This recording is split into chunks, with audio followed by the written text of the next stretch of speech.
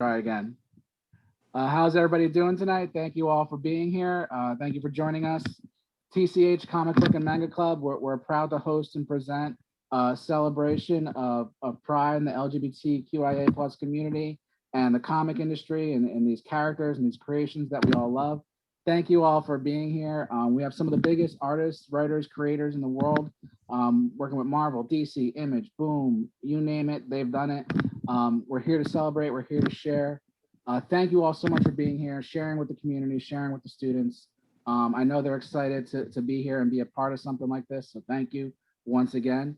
Welcome. If you take a second, go around, maybe tell us a little bit about yourselves, some of the things you worked on, what got you into comics as a kid, when you were younger, anything you want to do to give the audience a little idea who you are. We truly do appreciate it and excited to hear you start sharing with us. So anyone that want to take the lead, feel free, go ahead. Yeah, I would happily jump in. I am James Tynen IV. I am the writer of Batman at DC Comics. I also write a bunch of creator-owned titles, mostly horror stories like Something is Killing the Children, The Department of Truth, and The Nice House on the Lake. I am also the author of I'm the writer of a YA series called Wind at Boom Studios, which I'm incredibly proud of because that's the one, out of all of these stories, that's the one that I started cooking up in a binder when I was a teenager in an anime homeroom, very much like this one. But I first started getting into comics when I was about, not really comics, but just like the whole geek sphere around the release of Batman Returns and Batman in the Animated Series. I was a kid. Batman Returns freaked me the hell out. Batman the Animated Series was incredibly cool, and both of those like clawed their ways into my brain and just like put superheroes in there. And by the time I was a little bit older, I started making my dad take me to the comic shop, and I started picking up things, particularly Batman and X-Men comics, and those were my sort of gateway in. And then I started reading regularly when I was in high school. But yeah. Thank you. Next, who else would like to? Yeah, I can go next. I'm Steve Orlando. I am formerly the writer of Wonder Woman, soon to be the writer of Wonder Woman for a little bit again. I just found out for a brief moment, along with a bunch of other stuff at DC, Justice League of America, Supergirl, Midnighter and Apollo, so many DC books, and now recently Marvel books. So Magneto and the Mutant Force, originals like Kill a Man, which is an LGBTQ plus mixed martial arts book, and also creator with Luciano and Claudia Aguirre of the brand new X-Men character Somnus, who's debuting in Marvel Voices Pride at the end of the month, and you'll meet Luciano in a second. I got into comics so we didn't have a comic book store, so my answer is flea markets and trading cards, because there was no comic store and no internet, but my father sold baseball cards, and I hate baseball. So I just collected all of the like Batman 1989 movie collectible cards, the DC trading cards, the Marvel trading cards. So I knew who everybody looked like from the time I was like 3 or 4, but I had no idea who anyone was.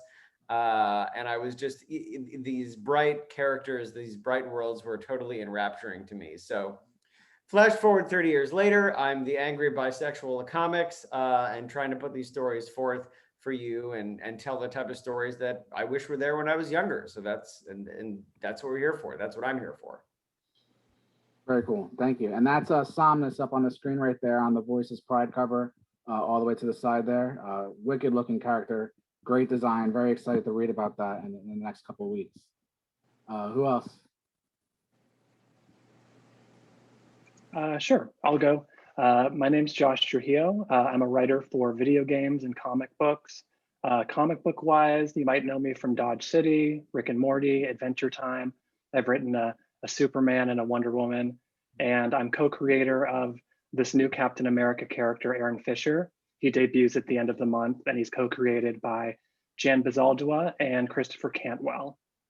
And for me, definitely TV shows, definitely trading cards. I remember being obsessed with Alpha Flight because I assumed they were important, because when I opened the packs, there were so many Alpha Flight cards. And they still kind of stick with me. So I've definitely had my fair share of love for C and D listers, maybe. Very cool. Hey everyone.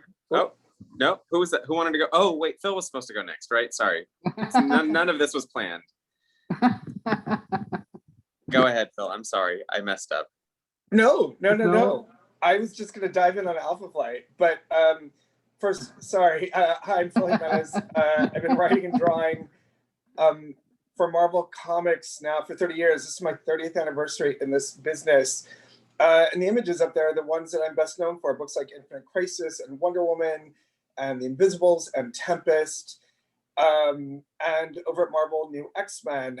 And over the past 30 years, I've also had the real luxury of working in a lot of different fields, TV and film and package design and museum exhibition design. And it's been a really, really lovely career. And it's one I really do owe to my sort of mentors and early editors at DC Comics. Like many here, I got into comic books, not through comics themselves, but through the TV shows. And the ones I got into, of course, were the Super Friends, way back in the 1970s, but most importantly, the Linda Carter Wonder Woman TV show. She was my idol, and really the reason that I wanted to write and draw Wonder Woman. And the fact that I got to do that is a real feather in my cap, and something that I will always be grateful for, and always be grateful to Linda Carter for the way she embodied that character. And I loved Alpha Flight, and I will throw down with anyone who calls them C or D listers. Just saying. Fair enough. Times have changed. I've learned the error of my ways. Excellent. Okay, now I'll pop in. Yeah. Hi, my name is Sina Grace, and I write and draw comic books like the JPEGs before you, Iceman, and Getting It Together, and now some stuff at DC. I've been all over the place, and I didn't really get into comic books until last year when I saw Wonder Woman 84, and we were graced with Kristen Wiig as the cheetah. And that kind of did it for me, and it's been a wild ride ever since. Oh, nice. Such a great character too. All right.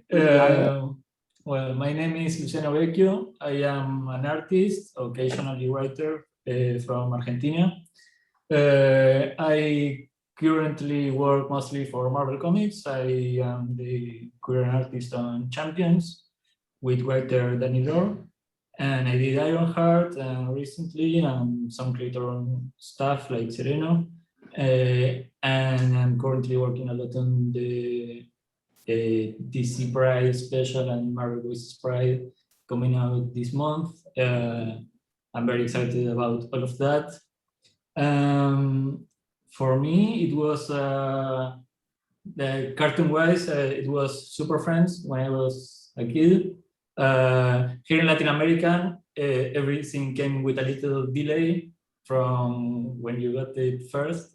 And I have an older brother who used to collect comics, the Mexican editions in Spanish, mostly DC, Silver Age, pre-crisis stuff. So that was already a part of my house and my playground ever since I came to the world. So even before I learned how to read, comics were part of my environment, and they never stopped being. Great. Was that? I think everybody. Did everybody go? I think so, right?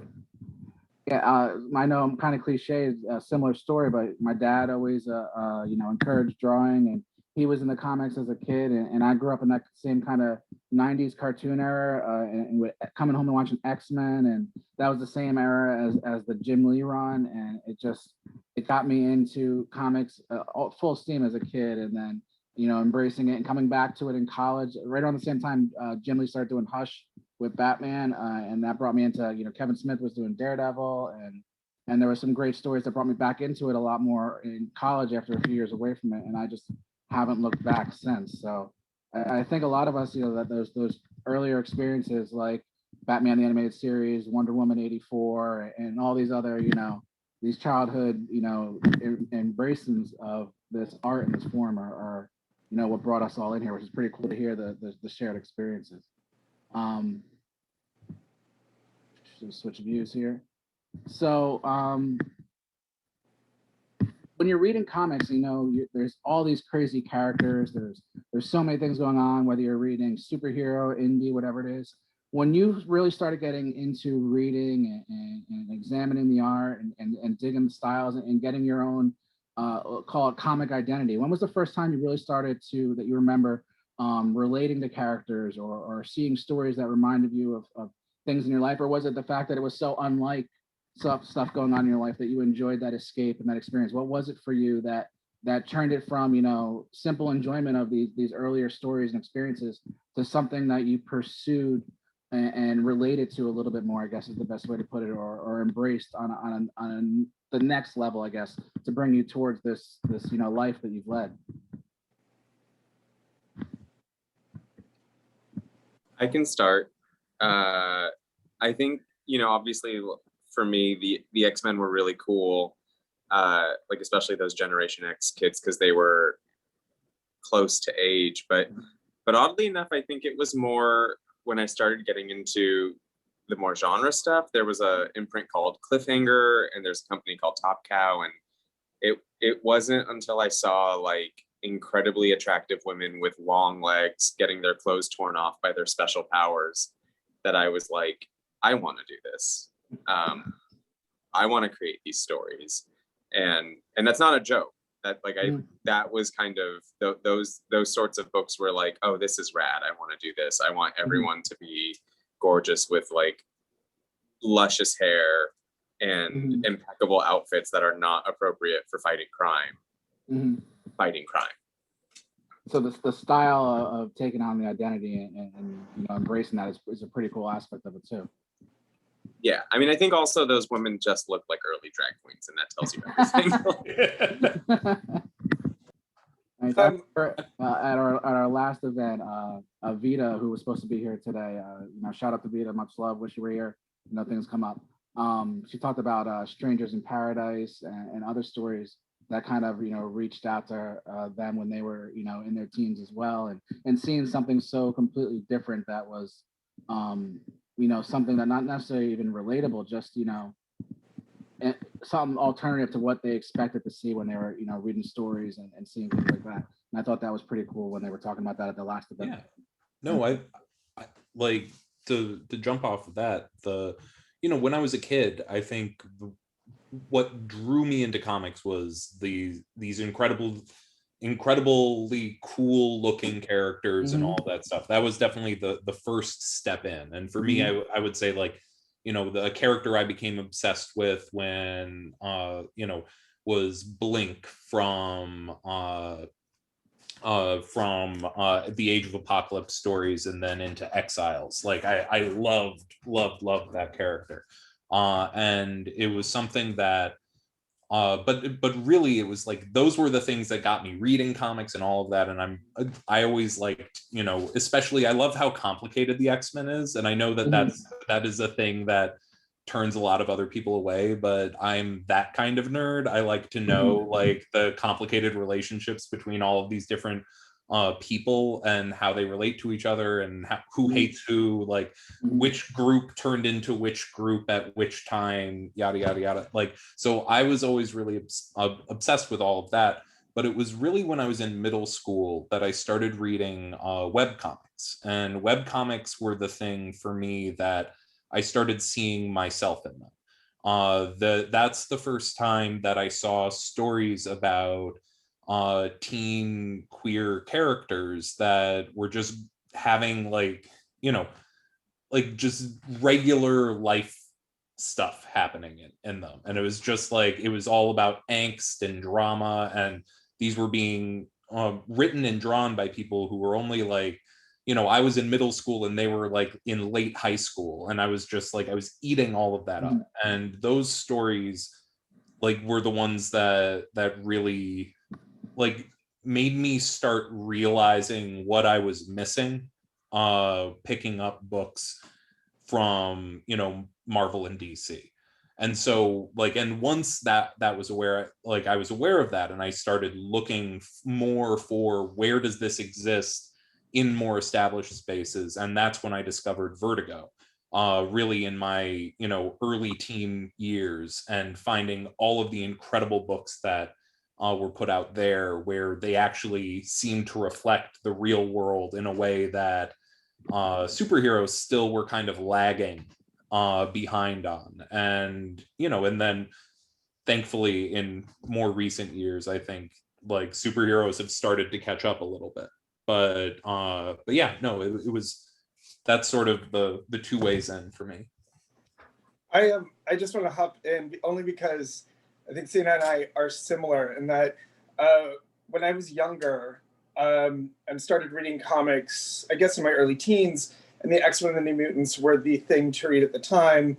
And as we all know now, and certainly have for many, many years, the X-Men, the sort of root of that title is its metaphor for difference.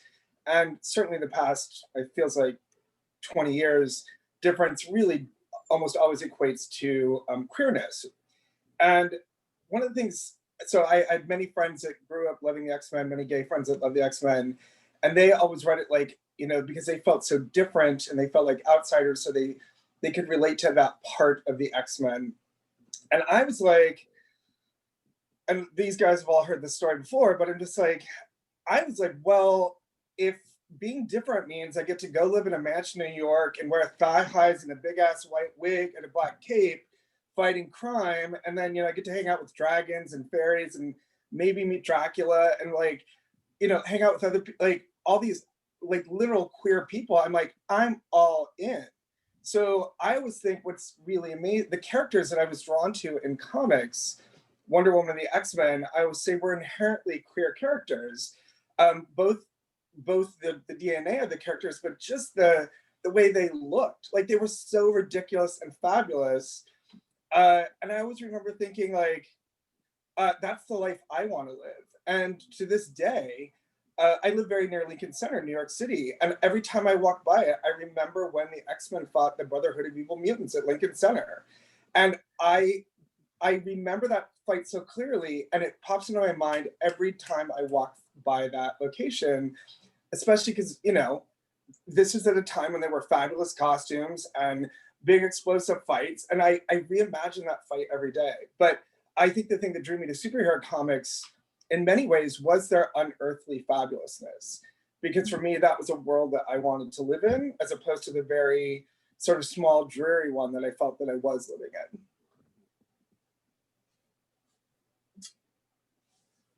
I mean, I can, yeah. So, I mean, everybody has such joyful answers. So let me step in. I mean, so I like all the things that everybody was saying, although I can't walk in heels. But I think what really brought me, I was really, for folks who know me, like my sarcastic voice is no different than my normal voice. And it's kind of been that way since I was in second grade. I was on behavioral report for talking too much in class. And so I've always been like pre-jaded. And I think all the fabulousness of comics is great, but I think what drew me to it is that for the most part in superhero comics, like it's a world where the good guys win.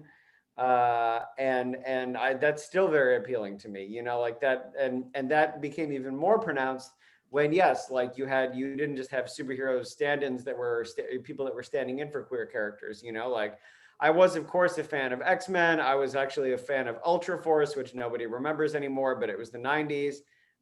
Phil remembers. Phil also drew Ultra Force, maybe? A couple covers. I was gonna say, yeah. So But what really stood out to me, perhaps because I'm myself, was the justice. You know, like I saw a world even early on that did not have a lot of that in it. Maybe because I got a lot of shit in high school. I wasn't out in high school, but I was very obviously Jewish, and I got stuff a lot. And so, yeah, I mean, it was very appealing to me that you could pick up a book that had a character like Midnighter, and here was a queer person that was like me. And not only were they like me, but when someone gave them shit, well, they could hit them in the face, and things would work out. You know, like there was so much catharsis in that. And so, and that's only become, you know, again, like who gets to be the ones that see justice, who gets to be the ones that are the hero of the story. That's only evolved since the 90s, as James was saying. Like more and more people are getting to star in these stories. But I will say, contrary to the other folks, perhaps, like it was all about the narrative of people getting, you know, of folks who deserve justice getting it. And I think that's always stood out to me. You know, I'm a strange person and I don't cry during sad movies, but I sure cry when the right thing happens in a movie right now. Like I will cry when Shrek is going to save Fiona and Superman's trying to save an airplane, but I don't care about the Notebook or whatever else. So it's always been that for me. And it's only been more so when you get to see characters that reflect our own lives in that position where someone does something wrong or they're wronged and they say, no, like I'm going to write this and it's going to happen. And it's gonna stick. That's always been super powerful to me, and that it's only more powerful to me today. You know, now that I'm behind the scenes. Yeah, the sense of and compassion that develops through these characters. You know, even as a kid, you see that, and if you don't see it around you, you still see it in these stories, and it has an impact. You know, whether, like I said, whether it's a comic, a movie. And I think a lot of my students, we when we do discuss things like that's the moments they bring up, the like you said, the catharsis, the resolution of overcoming these situations. And I think that's a great point to bring up. Yeah, I'll piggyback and definitely echo all of that. I'll say that comics kind of have a clear, at least superhero comics have a clear morality to them. I had a bit of like a complicated upbringing, and I found that very comforting that, you know, by the end of the story, the threat would have been addressed and everything's taken care of. But for me, in seeing myself in comics, it didn't really happen until I got into anime and manga, like Sailor Moon, Sailor Neptune, Sailor Uranus. Their relationship was really the first queer one I ever saw in print. And it's still a relationship goal of mine. And so as time goes forward, you know, you find like Young Avengers and you find a bunch of other queer characters kind of hiding in various books. But yeah, anime, manga, and just kind of the empathy for those characters was a huge draw for me. Josh, with our height difference, I think we've got a Halloween costume idea. Sailor Neptune and Sailor Uranus. Yeah. I'm totally down for this. I've got the legs for it. Fact. All right, back to being serious. I have a few different answers for this, because on one hand, for me it was like George Perez Wonder Woman was like a turning point for how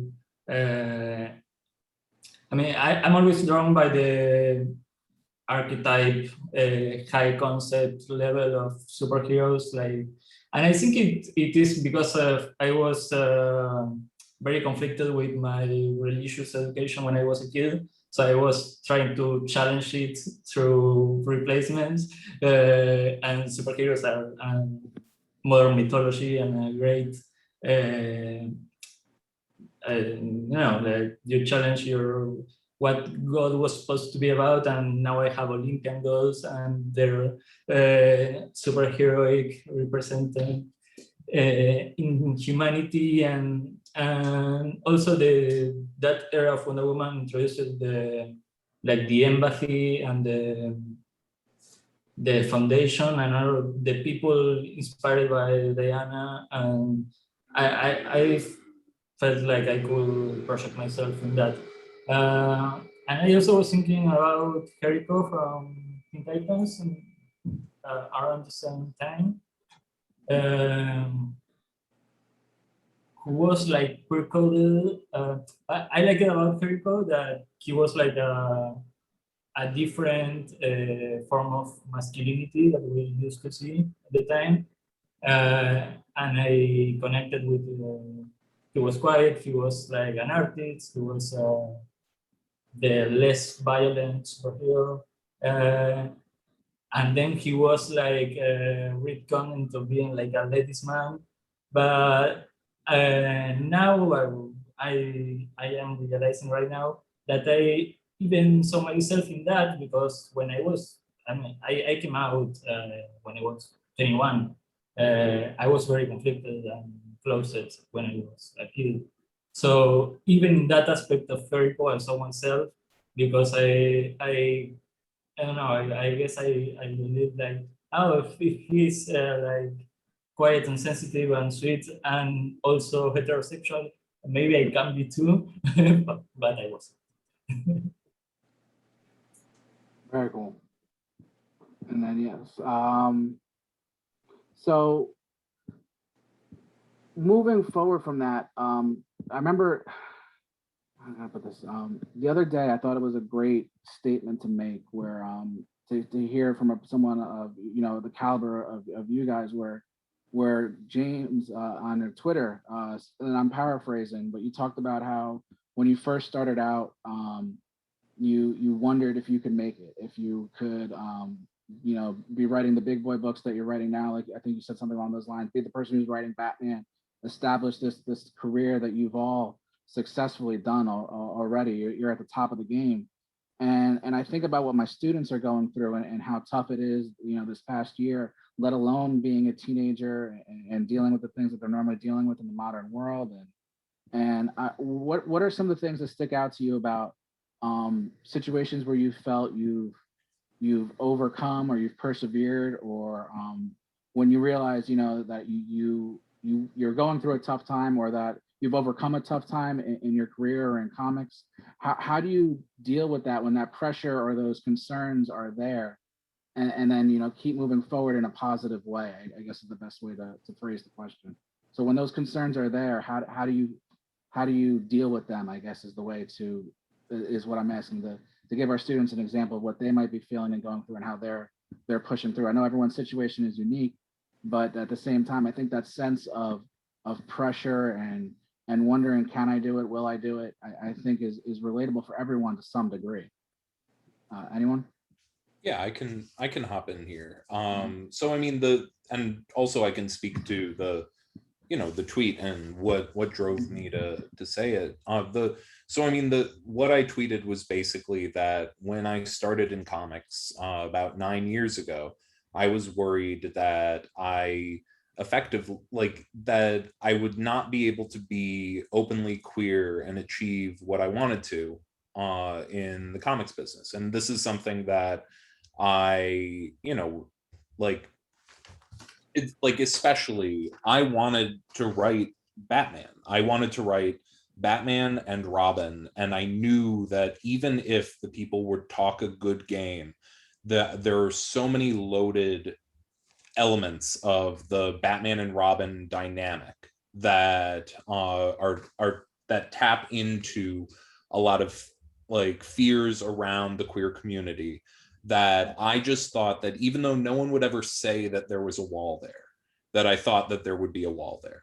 And it scared the crap out of me, to be perfectly honest. And it was something that I knew I had some really nice people at my back, and I knew I had some support within the company, but it was just for the first, I broke in around 2012, and even though I've been out in my personal life since I was in, I think a bunch of young people might relate to, I came out when I was in 8th grade, and then when I was in freshman year of high school, I said that I was straight again. And then in sophomore year, I came out as bi again. And then senior year, I came out as gay. And then I went to a not all boys school. And then I realized, yes, I was actually bi. That wasn't just me so it was, I've had to come out 6 times. And then it was made, I realized that even though I was like I was building all of these relationships in this industry, and I was basically letting it be unsaid. And it was just, I was leaning into it being unsaid. But you know, there's something that you start to see in those moments, because they're, you know, and it can be heartbreaking, where some people that you really like and trust, they let their guard down and they say something that they wouldn't say in front of a openly queer person. And then you start worrying, like, oh God, like if I do come out, like I'm not going to be able to, you know, let all this happen. But I realized, and it was, I think, New Year's, like in 2014, that I just finally like posted online, like, you know, I am who I am, and that this year I wanted, and that year like was specifically, that was the year that I launched my first big creator-owned title at the time, which was going to bring in a lot of my own experiences as a queer person in a big way. And I wanted to be able to openly talk about that and what I was trying to accomplish there. And so I just did it. And I did it knowing that it might not work out and all of that. And, you know, and this is the other thing that I think a lot of times we want the like happy Pride story of, you know, that, you know, and then I did it and it turned out I didn't have anything to worry about and everything was fine, like from there on out. But no, I mean, I like, in ways that I'm not necessarily going to get into specifics, but I hit a few walls coming up at DC in terms of things that I was trying to push in some stories that pissed some people off up the ladder. And if I didn't have other people in the company with my back, that might not have been, I might not be where I am today. And it's one of those things where, you know, you have to find the people who have your back, and you have to then find your other people, and you have to support, you know, you have to support people who are doing the work that matters to you and all this stuff. And it can be incredibly hard and all of that, but that doesn't mean it's not possible. And I like the thing that I want more than anything is that I want it to be easier the next time around, because it's like, I know my experience, I'm sure, is like already much easier, like, and I want it the next time around to be even easier. And you know, but there is always going to be struggle, and you're always going to be pushing against people's expectations and beliefs. And now, you know, like this is silly, like it's silly that this still gets under my skin, but it's just now, like, even me tweeting that thing, I started getting a bunch of like people sending me angry messages about how, like, clearly, like, you know, why are you saying any of this stuff, because you're on Batman, like clearly, like there's no like prejudice is a myth and it doesn't exist and all of that. And and it does, it really does. And I don't know, I went down a few different rabbit holes there, but yeah. Well, the thing that, you know, James is right. And the thing that I'll say that, like, that he brought up, yeah, there's always going to be, sometimes it'll surprise you, the people that are going to have takes and opinions that you wouldn't expect. And that goes for life. It also goes for this industry, as he was alluding to. But the key as well, and the thing that's changing, is that you're not alone in facing those things. There's a community there, like, and quite literally, like, James and I have been standing next to each other when people were running their mouth. And the key is that, you know, if it was just me, I mean, if it was just me, people might be posting bail, but it was not just me. And instead we can just sort of have that, you know, that mental middle finger or literal middle finger to those people and get on with business, because you know what, we're in the room and there's two of us and one of them. There's two of us and one idiot. And that's, you know, two is more than one. Britney Spears taught me that. So like, three is not the same. So the thing that is changing and that to always look out for is to find your community. And as he said, find the people that have your back. And yeah, it's not always going to be like, oh, you took your ponytail out and suddenly everything is fine. But when you have those folks around you, and there are folks, you will always find them to build your community around. you have that team to stand up against that thing. And yeah, like if you're talking about this industry, there are still some wild opinions, and I deal with that, you know, for if anyone is not on the binary of sexuality or not on the binary anyway, but you know, like you will deal with that in surprising ways. I mean, that I did not expect. There will be gay people that have some pretty prejudiced opinions about bisexual people or anything, pansexual folks, queer folks, anyone who doesn't identify in the binary. And you need to find people, you need to be ready to face that, and you need to be ready to, I mean, in a professional sense, overcome it. And know that your point of view is valid, your point of view is ironclad. And wrong-headed approaches don't really do anything. They're not kryptonite. They don't do anything to really hurt your point of view, which is incredibly powerful and incredibly valid. So I always try to say that with questions like this, because there is, you know, being somewhere in the uncanny valley of sexuality is its own struggle. It's not better or worse. It's just different.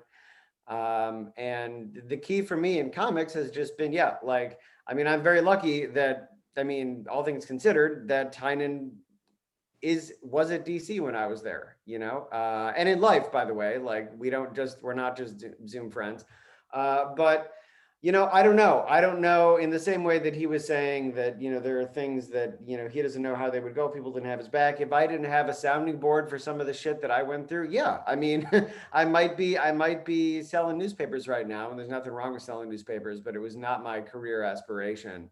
So find your support network, find your community, and know that there is going to be adversity, but that is how you fall back. That's how you recharge. And that's how you then leap over those things.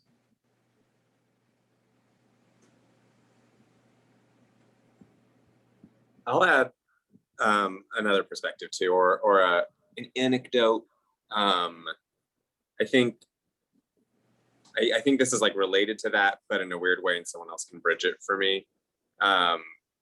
But you know, making this Iceman book at Marvel, there were a lot of people being like, okay, it has to be this way.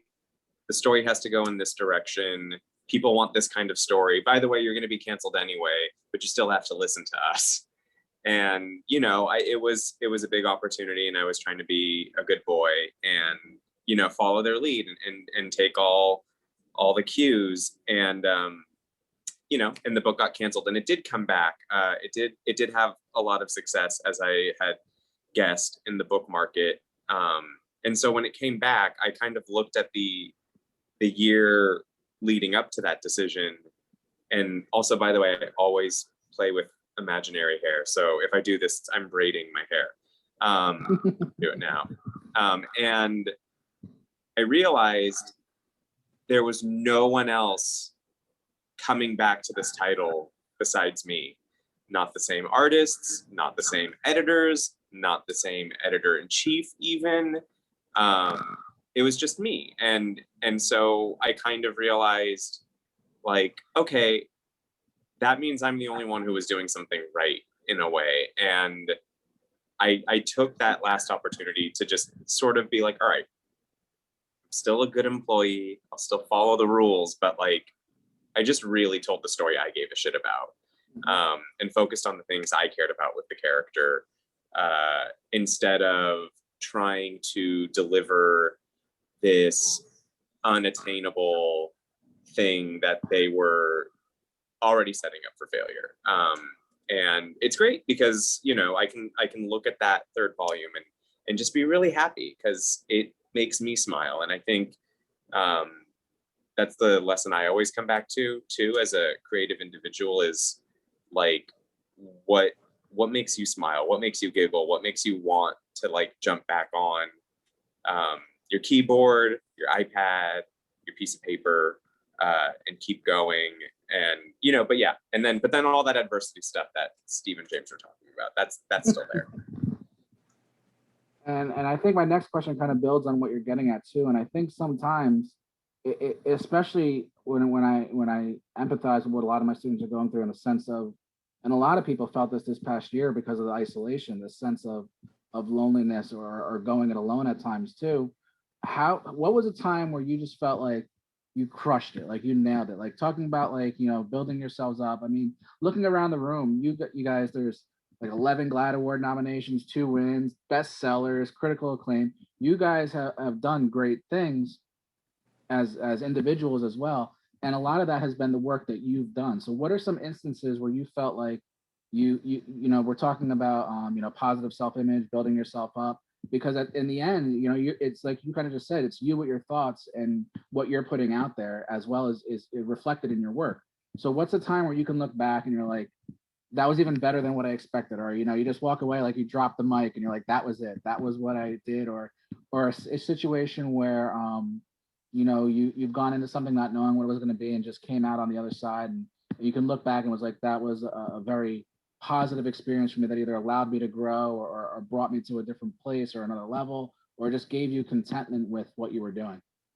I'm gonna go right now. I'm gonna be first. Just recently, Josh Trujillo and I were part of. I was gonna get to that later too. This is, yeah, I was excited about this DC round robin competition where we had to Hunger Games for work in front of all of our colleagues and all of our followers, and it was very stressful and exciting and challenging experience, and we both lost. We both did not make it to the final 2, but it was really lovely to have a friend. Sorry, like he's on this side of my screen, so I'm always like Brady Bunching to him. But it was really lovely to like share that experience with someone I was already close to, and use this to get even closer. And in our talks, Josh came up with some nicknames for us. And instead of kind of like, you know, gracefully losing the day that, you know, they announced the final 2, I was like, yeah, I didn't make it, but also doing a new book at Image called Rockstar and Soft Boy. That's inspired by this moment, my friendship with Josh. Josh will also be a part of the book. He's going to write some backups that will probably have an ending you need to vote on in honor of the competition. A death in the family moment. You'll find it's out. Not looking good. It's not looking good for Soft Boy. You can guess who's who, but I will say that kind of bridging the last question to this one, when I got into publishing, I had an internship at a big company, and they were very anti-gay at the time. They've kind of softened a little bit, but I had a creator who I respected a lot kind of look at my work and tell me that I shouldn't focus on homosexual queer stuff, and I should change my last name because it sounded too foreign. And that really got me down, because it felt like, you know, the true me could not resonate in the comics community. And it took like a good 10 years from that point to really start to get published on my own. Thankfully, I went to a better publisher that was much more inclusive. And kind of from that, I got a lot of opportunities. I got to do Adventure Time. I got to do Dodge City. And it really meant a lot to me to see people at conventions come to me with their homemade Dodge City shirts. And like that empowerment from the fans was really great. And it's nice that in comics, like we're all kind of lifting each other up, especially in the queer community. But it's even more nice to see that my work is resonating with people the same way the comics resonated with me at that age. Very cool. I'll hop in. So I mean, for me, honestly, it was the thing that prompted me to shoot out that tweet earlier this week. I launched a new series on, you know, at the start of the week called The Nice House on the Lake, which was it's definitely, you know, I understood, like I kind of understood the sales math of the last few things that I was doing, and, you know, how to tap into to an audience. And like I knew how to sell those books, but really what I was selling with this latest one was just me. Like, because honestly, there's a big twist at the end of the first issue. I can't say what happened. Like, I couldn't pitch the book without spoiling the book. So it was something where it's just like, here's a new horror title by James and Alvaro. Like, you know, like, please buy it. And it's my highest selling launch yet. And that at the same time, like that coming out the same day as the latest issue of Batman, where I'm, like I have a core cast of Batman, and this is like, it's one of those things where it's like I'm trying to do two things here, where in my Batman run, it's me trying to, what I keep saying is I did a big run on Detective Comics, and Detective Comics was me doing like Claremont X-Men, and Batman is me doing 90s X-Men, where the characters are almost never out of costume, and they're all in costume, like talking to each other and doing a bunch of crazy stuff. And it's like, and I have a cast full of queer characters who are friends with Batman and rivals to of Batman and all of this stuff.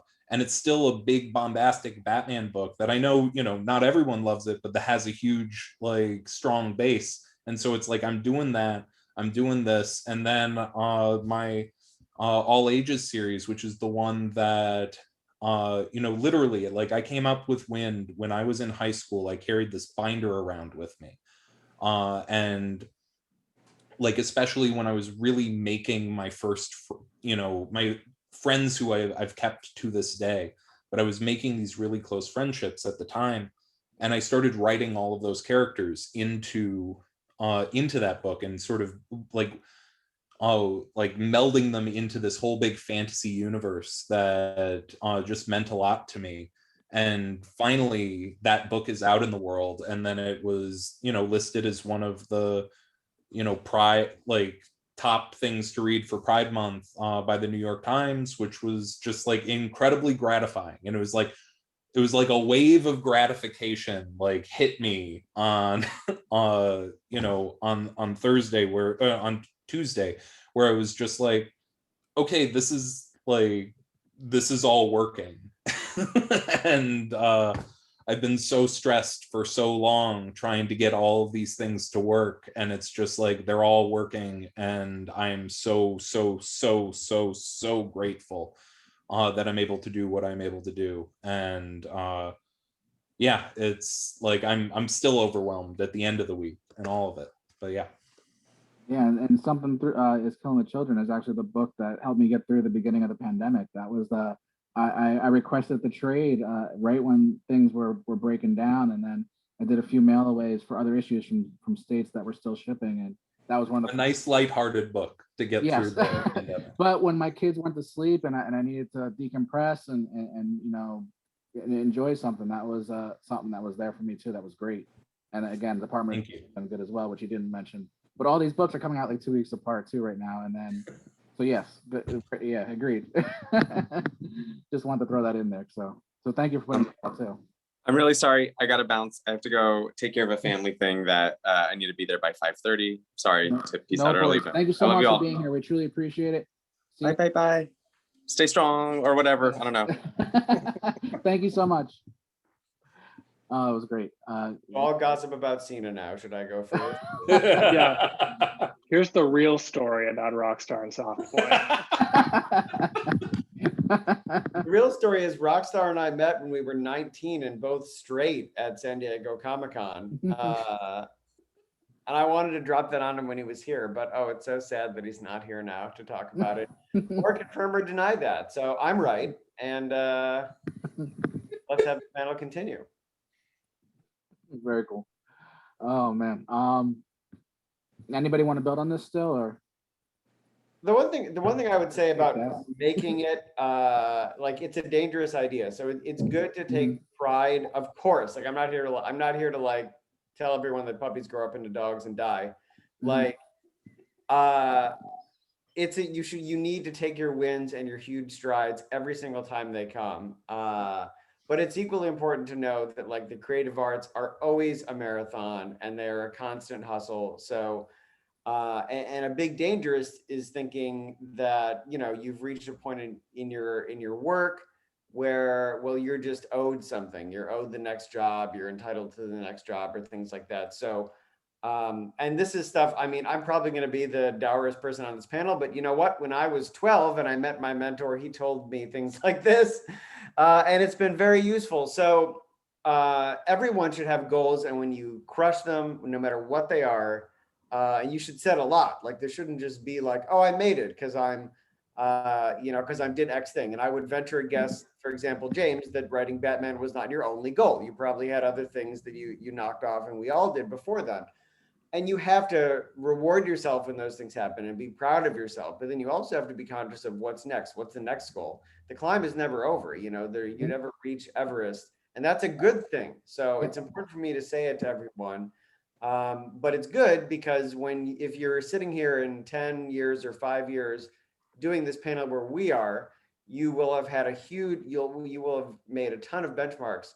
And you'll have more ahead of you. But you know what? Right now, if you guys want to do comics, if you want to do anything, no matter what you're interested in, you have benchmarks that are going to be a lot closer and things you should be proud of that are a lot closer that you can do. And so I guess what I'm saying is you never really you can never settle, but also like pride and being proud of what you've accomplished is also not as far away as you think. You have to set a lot of goals. And when you accomplish one, take that moment and be happy for yourself, and then look around the horizon and decide what's next. That's what we all do. And it's important to know, we are here and we're happy making comics, but we're always working. We're always thinking about what's next and how to be better and how to improve our work. And that's part of the gig.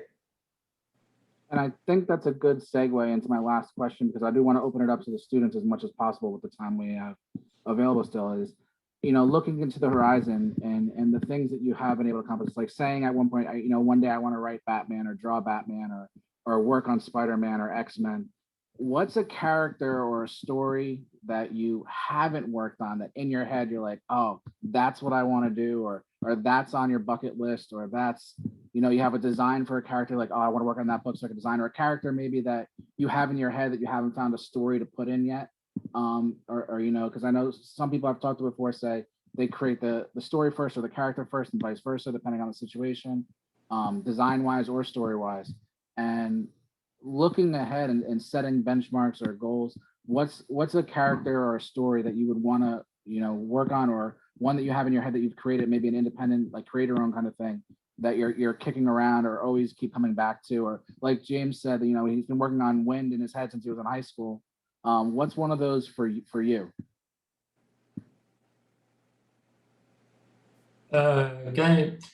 For me, my answer for this used always to be Wonder Woman.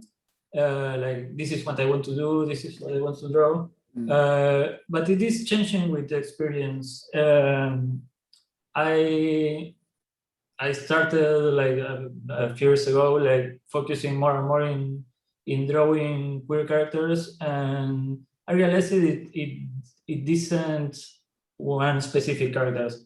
I did get to draw Weekend and Hyping, which I didn't think it would happen. I pestered my editors, please, whenever you have a series or special about them, please have me draw them. And I didn't think it would happen, and it did happen. So that's kind of my answer to the previous question.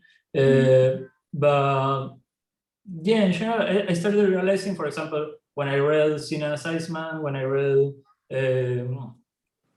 Midnighter, Steve's Midnighter, I wanted to draw that story, and I didn't know that beforehand. I wanted to draw that story with these queer writers, these queer characters, and I wanted to be part of that. So that's my expectation, and I like it because it's an open answer. I don't know what's in it. I don't know, for example, well, we can do more Somnus now that we created him. I didn't know that a month ago, for example. And then I was introduced through your art, through your Riri stories, your Ironheart, and then I started following your Instagram, and the design work you do on your Instagram is fantastic. Those digital commissions you're putting on there, I always enjoy when they pop up, because the character design and your style is really fun to look at, examine, and analyze. So I do appreciate that you put so much of it out there too. So thank you. It's a lot of fun to see the characters that you're working on in your head, whether they're in your story or not. So that's Thank you. Yeah, I also try to draw and rescue obscure queer characters from most like a high percentage of characters in DC and Marvel, the queer ones, are like had very few appearances in comics, and most of the old ones, like before the 2000s, probably were never drawn by a queer artist, or we don't know, because everything was more silent back then. So I like to bring them back, and I don't know, like take them to the spotlight for a bit, even if it's for a little fan art.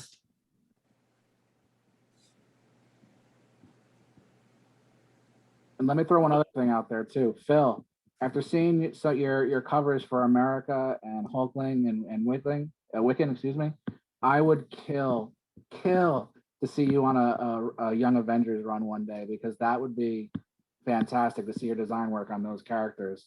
And just to see that, I mean, Young Avengers is one of my favorite stories, the Heimberg run and the Kieran run of all time. So I really enjoy when those covers started being released, seeing those characters on there and your takes on them. And by the way, for those that are in the audience that haven't seen, Phil's doing a bunch of covers for Marvel this month of different LGBT plus characters, and they're all fantastic on a bunch of different titles, not just the Pride issue. Oh, thank you. It's actually really funny because Luciano as well, Wiccan and Hulking were my reference. And so I was actually very stressed out about getting them right, because in my head, his versions are my models. And so getting the costumes right, getting body language and gesture right, making sure that he approved was a really big deal to me. So it was, that was quite a bit of fun, actually. It was fun to draw those characters. I was happy for it. It's funny, rambling for a moment. So it's interesting listening to, again, I'm the old guy here, I'm the grandpa here, but I feel like I had a very different career at DC Comics, in that I came out early, I was welcomed, and most of my friends in-house, meaning the editors and other creators, were, if not they were queer, they were queer people of color. And I like to say I grew up in the 90s in DC Comics, and it was an incredibly safe space to be. And so it's always really interesting to hear stories of this, I would say, next generation or two, where resistance and fear seem to be sort of like an underlying part of the experience. Because once I came out, I didn't really have that. Of course, coming out was a big deal. But the other thing I realized that I think is very different, and I've talked about this very, very often, is I think I'm unique in that, for me, I was less interested in drawing specific characters or creating specific characters who were queer somewhere on the LGBTQI spectrum than I was in creating worlds that were safe for queer people. And so what drew me to superhero comics, particularly, and the ones I was most interested in, was not necessarily the specificity of representation. Like, I wasn't really looking for me specifically. I was looking for characters who represented the way I thought and the way I wanted to navigate the world and the way I wanted the world to be. And so I've been very, very interested in the way new and fresh queer creators manage these superhero universes, and kind of excited about it. But it's just definitely a different perspective than I have. Like, so drawing those covers for Marvel was fascinating to me, because I was like, I'm not actually known for drawing explicitly gay characters or LGBTQ characters. And that was never really a goal. Like, a book that I'm well known for, Tempest, which I love, what I love about that character is that he is, in terms of sexuality, very straight, but in terms of sensibility, very queer. And that gets very academic. But the worldview I was building was one where many different types of men and women could exist across multiple spectrums, with different sensibilities, different ideas of, again, right and wrong and justice, etc. What Steve was saying about justice is very interesting to me, because my own sense of good and bad and evil were absolutely shaped by Marvel and DC Comics. And I talk about this a lot in academic work. And a particular issue, it's so funny, written it was an issue of Star Wars from Marvel Comics, and Walt Simonson, who was this legendary artist who was one of my early mentors, drew it. And I was explaining to him how it completely changed my perception about war and battle and all these sort of things. It changed my worldview at 10 years old. Hilariously, he only remembered how difficult it was working with Lucasfilm, who was licensing Star Wars to Marvel at the time. He didn't even remember the story, but for me, it literally changed the way I thought about the world I lived in and what I wanted to do. It's point of view about what is just and what is good. And so I just wanted to hop on that because what Steve was saying was really important to me. Anyway, going back to those covers, it was a real lovely opportunity to get to draw them. I love that I got to sort of honor Luciano and Jamie McKelvey and some other people, because I've never had an opportunity to do that. But I also realized it was never a particular drive for me. Again, because the world that I was interested, it was so much more about creating a world that was safe for us than about creating specific characters that represented us, who, quite frankly, I thought younger creators would be just better at.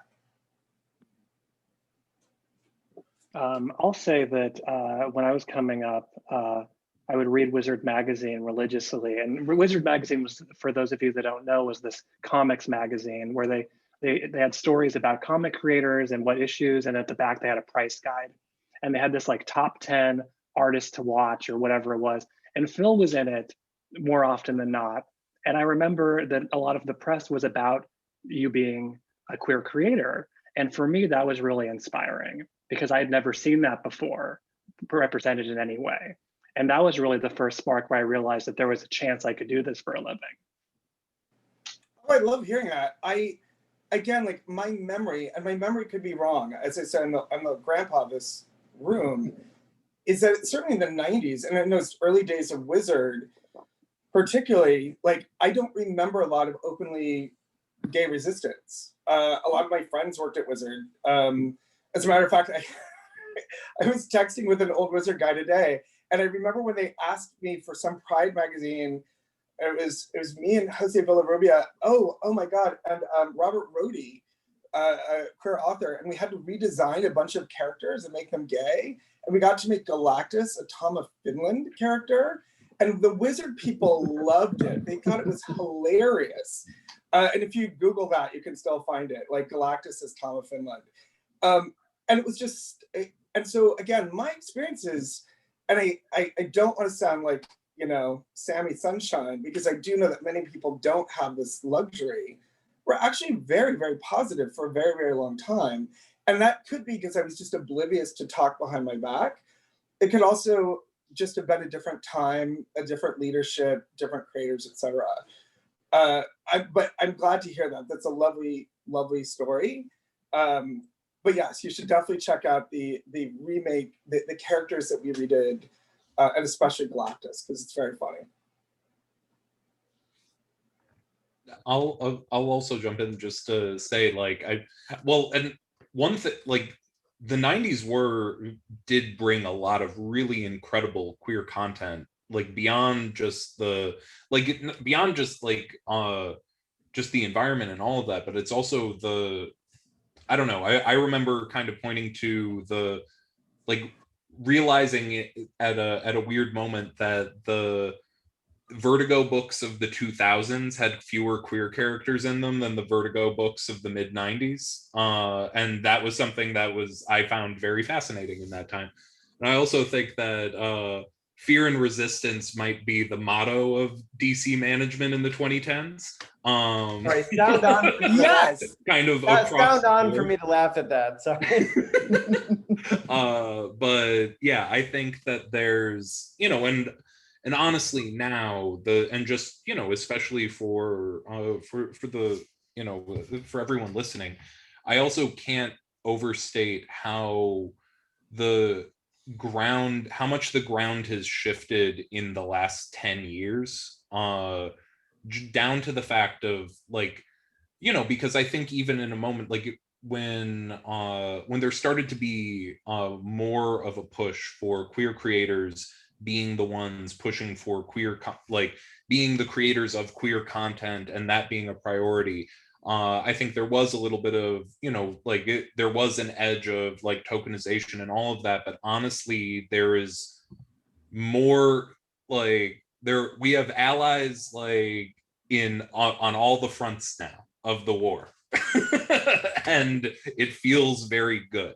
And young people are taking bigger roles in helping shape the comics of the next the next generation, and it's really heartening to see, like especially just honestly the DC Pride Anthology is something that I'm incredibly proud of being a part of, and not just proud just for my role in it, but also just for being able to I'm working with Trung Nguyen in that story, and that like DC Comics 1 year ago, I would not have been able to bring Trung to DC Comics, and that feels amazing. And it feels amazing talking to the young editors who are pushing and supporting this this kind of content, and the number of queer editors who are in the mix of the company. One of my favorite editors, the whole reason I'm doing Nice House on the Lake at DC Black Label is getting to work with Chris Conroy, who's been one of my favorite editors in my entire time working in comics. And so I just in my giving the story of the hitting resistance and all of that, I also wanted to just say like there is this big the future looks bright to me, especially in terms of queer content, and also queer creators getting to do the stories that they want to do, not the stories that some higher up thinks those are the stories that a queer person should do. And that is also incredibly freeing to me. So also, we're not the young creators anymore, James, sadly. Oh yeah, the grays are coming in the beard. It's a race. The longer you're in comics, the more you read Richards. That's what happens. And I think it's important for my students in this generation too to see new characters. I think I felt old when it came to geek content for the first time when I realized their Spider-Man is Miles Morales. Their next generation of heroes is here, and to see them embrace these heroes and these independent web comics and the indie titles and the champions and these other characters is at first I felt old for a second, then it was refreshing. I was like, yes, this will continue. This is moving with the world. The direction we want it to go is being reflected in the stories. Can I say, it's funny, James would have even been there on the topic of like the thing, like Miles Morales being people's Spider-Man now. You might have even been there, James, when Chris Conroy had the stunning realization that the Zorro movie that Bruce likely saw now is most likely the 2005 Legend of Zorro.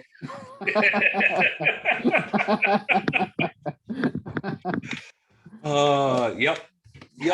That sliding timeline, it catches up. Just very quickly, you had asked earlier about characters we would like to play with, and I just want to piggyback on this particular topic. What's interesting to me about, so I've drawn everyone, written everyone, at least in Marvel and DC, at least once or twice. Some, to great success and great failure, both. But what's interesting to me is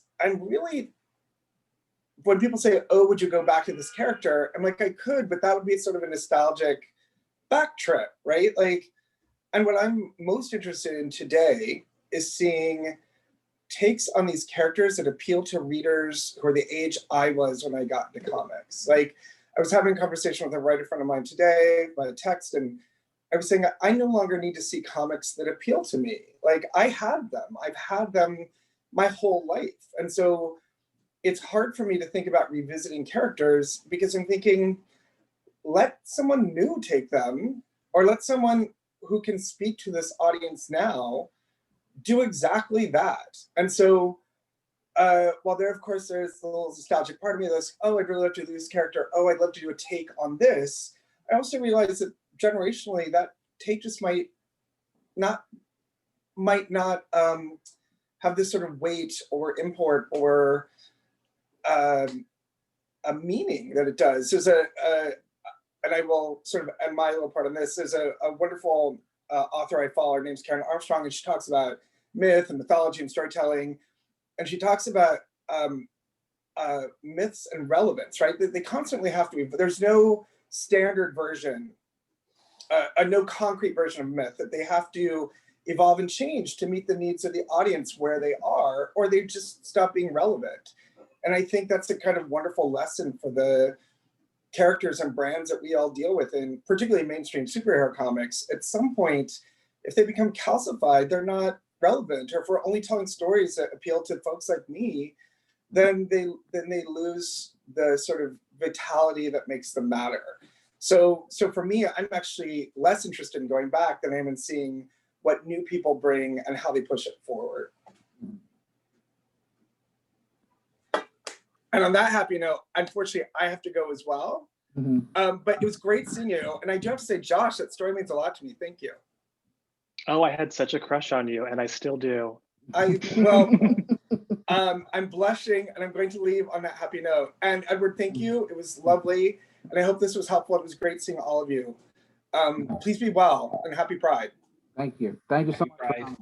And I appreciate everyone being here. I know my voice is annoying, and I've talked way too long myself and asked my questions.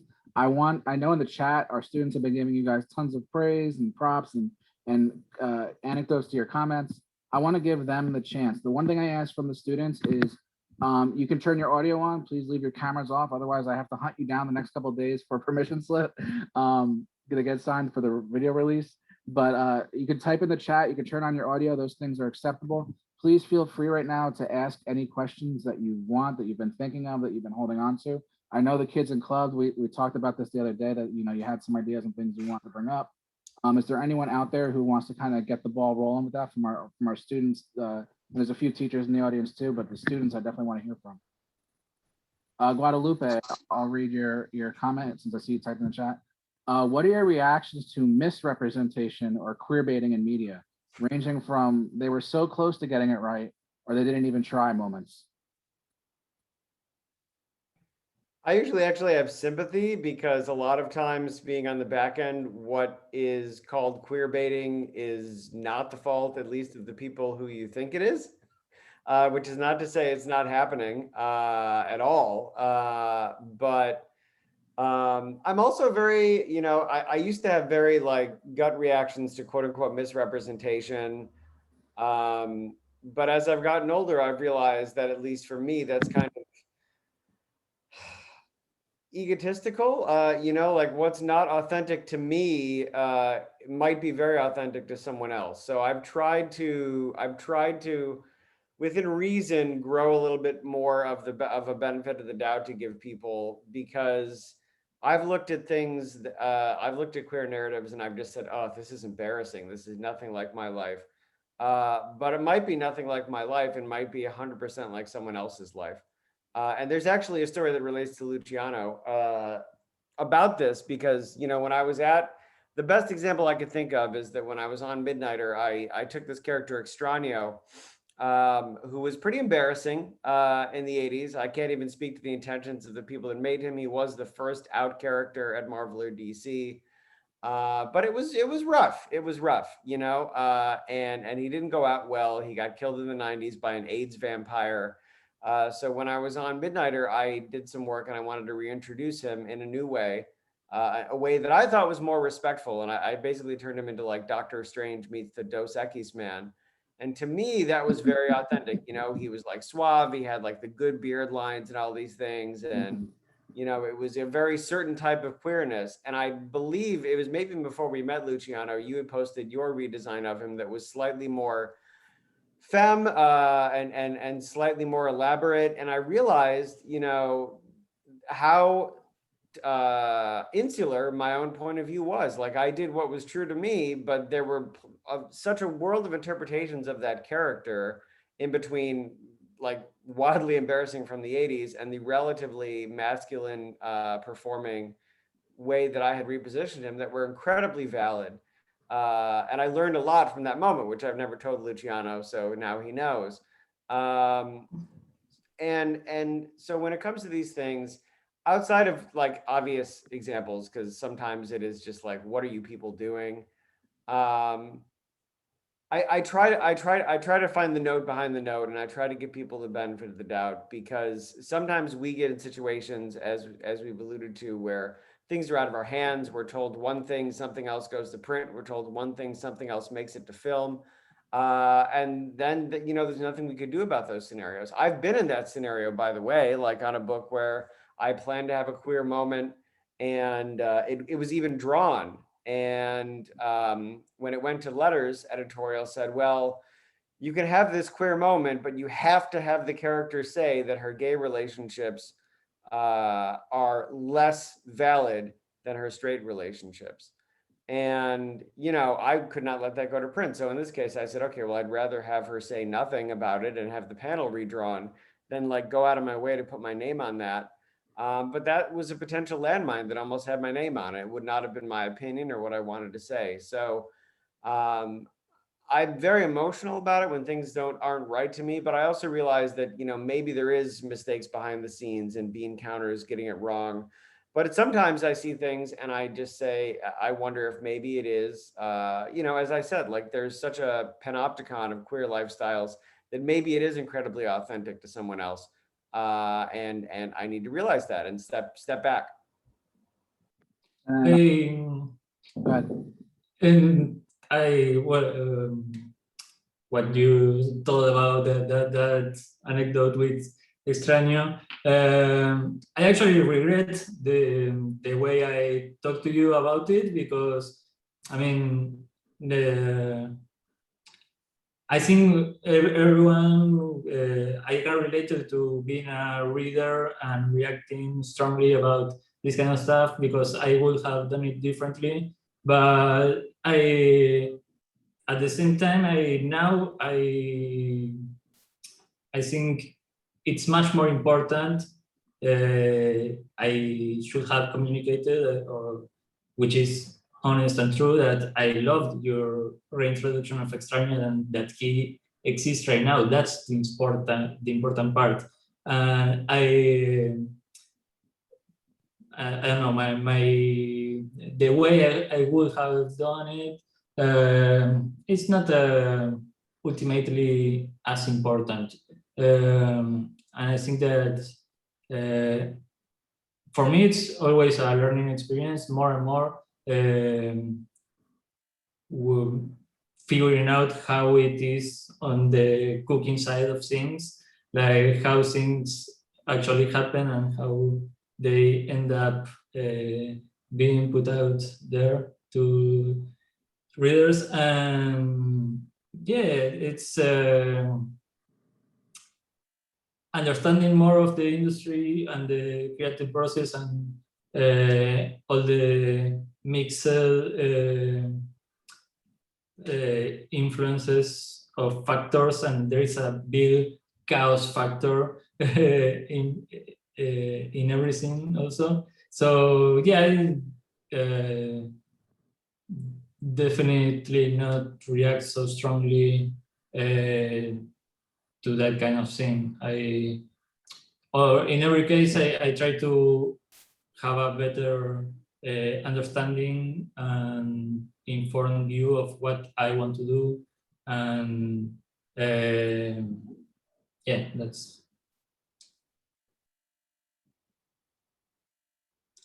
And then Ara, you said you had a question you wanted to ask via audio. Yeah, so my question was very similar to Guadalupe's.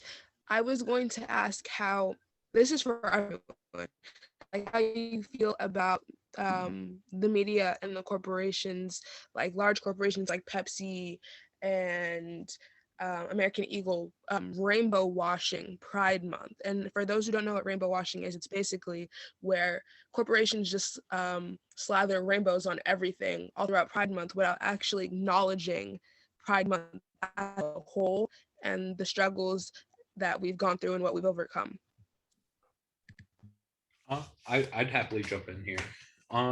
Honestly, like, I think it is very important to, hold companies account to their own hypocrisy. But I will say that the one thing that, in holding them account and all of that, that Pride Month more than anything, I think, is about solidarity within our community and all of the different facets of our community. And I think that the thing that always bothered me about corporations stepping in is it's just like they're trying to take a piece of the conversation so that they can sell things. And at the end of the day, I think the best way to fight it is to, just sort of like push, like, not give them the engagement and to focus on lifting the people. But I mean, especially when the ones that have been particularly egregious to queer people in the past, they should 100% be called out for that. But I just, I do think that Pride is about us and it's not about them. And I think that is that's the my central driving thing, is like, this is a month that I want to promote my favorite queer creators and promote queer movies and all of these things that I want to use my platform to focus on and engage with and all of that. So that's it. But that's my personal my personal way of handling this. And I think that, I think there are lots of different ways to approach it. And building off what you just said, actually, Guadalupe had a follow-up question. So you just talked about promoting other creators. You said, are there current creators in the artistic field that give representation or support that you wish you had in your childhood to look up to? I mean, and you guys talked a lot about the inspiration of Phil, who was with us, and seeing him in Wizard and things like that. Are there people out there now who you're like, I wish they were doing this then? I mean, for me, in addition to Phil, Vida Ayala is a big inspiration for me.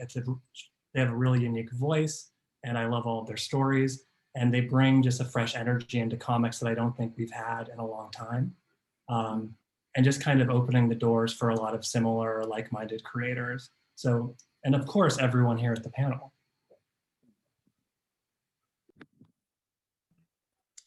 There's a question from Abdullah and a question from Guadalupe as well that kind of tie together. And so I'm going to try to answer them and also have other people answer them as well. So Abdullah had asked, what do you think about cis people telling transgender stories, non-binary specifically? Guadalupe asked, have you ever misrepresented a certain marginalized group by accident? I think that these are two sides of the same question.